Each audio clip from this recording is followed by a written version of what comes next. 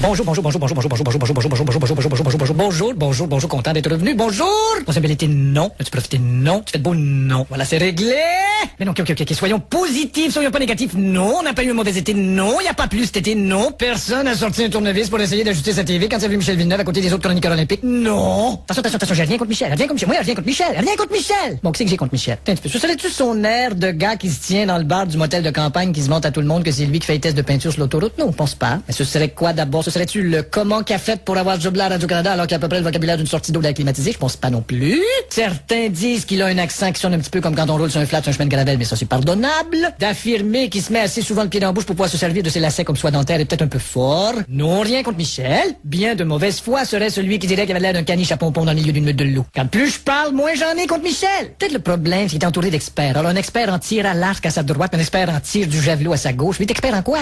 Il est expert en quoi, lui? Il est expert en tir à la couverte de son bord! Ok, Michel, j'arrête, je te lâche, on n'en parle plus sans rancune, et puis bon, je n'ajoute rien, sinon que le gars qui a signé ton contrat devait pas être là le jour de ton audition, mais j'arrête! Écoute, on s'entend, j'irai jamais jusqu'à dire que t'es poche, même si t'as appelé ton émission La Zone, en tout cas. Bon, rétrospective de cet été, peut pas passer à côté des Olympiques, on va en parler un petit peu. Beijing, Pékin, les Chinois. Controverse, bien sûr, au début. Beijing est une controverse. Ça fait longtemps, Beijing, c'est une controverse totale. Même il y a 25 ans, Michael Jackson fait une chanson, Beijing is not my lover. Michael Jackson chantait ça, Beijing is not my lover, Pékin n'est pas mon amour. Écoute, il chantait ça, lui, puis bien avant qu'il se fasse remplacer la face par une raclette pour 4 personnes. C'était le premier à faire une chanson qui parle de ça. Michael Jackson, c'est un précurseur. Un comment? Mon technicien me parle, en tout cas. Précurseur, c'est ça. Je veux pas t'en parler du journalisme. Les journalistes, ceux qui posent des questions aux athlètes. Plongeuse canadienne, elle sort de la piscine, un journaliste garage dessus, demande comment tu te sens. Maudite question plate!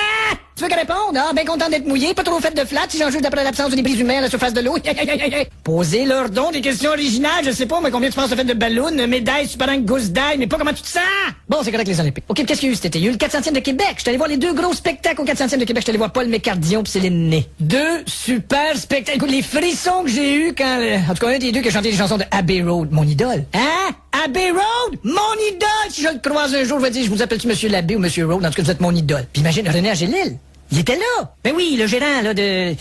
Je me souviens plus s'il est gérant de Pin McCartnell ou ben Slackheart Dion, mais lui, du Beatles, il chantait ça quand il était jeune. Dans un groupe, il était 3, il chantait du Beatles traduit en français en dansant comme des gars qui avaient pas l'air d'avoir trop peur de se faire ramasser par la SPCA. Toujours est-il, c'était très impressionnant, ce spectacle-là. Je suis également allé voir la boîte à images de Robert Lepage, une projection sur des silos à grains. Je comprends bien qu'il n'y a pas eu moyen de se payer un écran après avoir acheté des spectacles de Pion, McCartney et Céline Doll, mais c'était beau pareil. Allô? Bonjour Raymond. Vite mon chum, on a presque plus de temps. Ouais, je voudrais parler des nouveaux joueurs du Canadien. On a plus de temps.